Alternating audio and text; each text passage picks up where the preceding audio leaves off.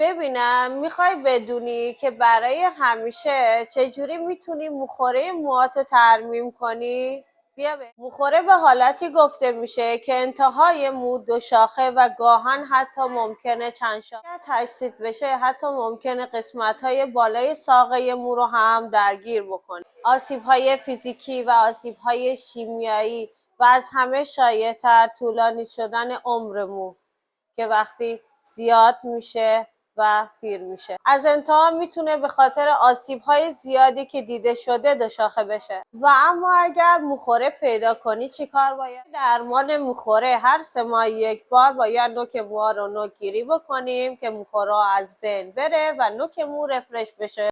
ما چیزی به عنوان درمان دائمی مخوره نداریم. محصولات مویی که در بازار به شما ارائه میشه درمان موقتی مخوره هست.